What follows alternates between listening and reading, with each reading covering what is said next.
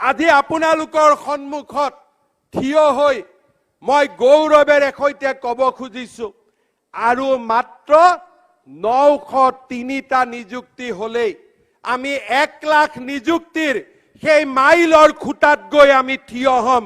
এখন গৌৰৱী অসমৰ আজি আমি পৰিচয় ভাৰতবৰ্ষত নিৰ্মাণ কৰিম।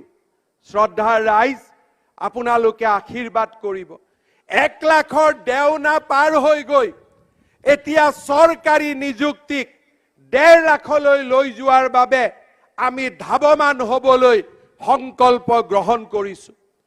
অসমত আজি এনে এখন চৰকাৰ আজি আমি দিবলৈ চেষ্টা কৰিছো যে নিৰ্বাচনৰ সময়ত কোৱা প্ৰতিটো কথাই যাতে বাস্তৱত ৰূপায়িত হয়।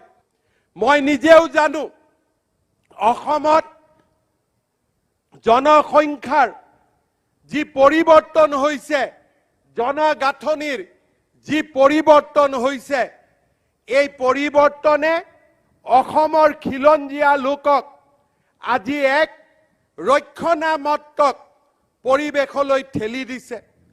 আজি 12খন 13খন জিলাত আমি সংখ্যালঘুত পৰিণত হৈছো। আজি আমাৰ ৰাজ্যৰ চাৰিওফালে শক্তিশালী চৰকাৰ এখন নাথাকিলে প্ৰতিটো দিনতেই খিলঞ্জীয়া লোকসকলে বিপদৰ সন্মুখীন হৈছে।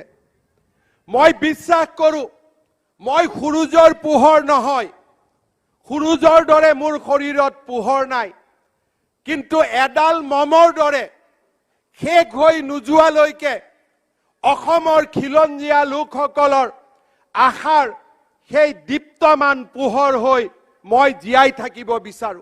অবিভক্ত গোৱালপাৰা জিলাত যাতে কোনো কাৰণতে জনজাতীয়, অনুসূচিত জাতি আৰু অন্যান্য পিছপৰা জাতিৰ মাটিৰ বিক্ৰী আন সম্প্ৰদায়ৰ ওচৰলৈ যাব নোৱাৰে, তাৰ বাবে আমি এখন কঠোৰ ৰাজহ আইন অনাৰ বাবে সিদ্ধান্ত গ্ৰহণ কৰিছো।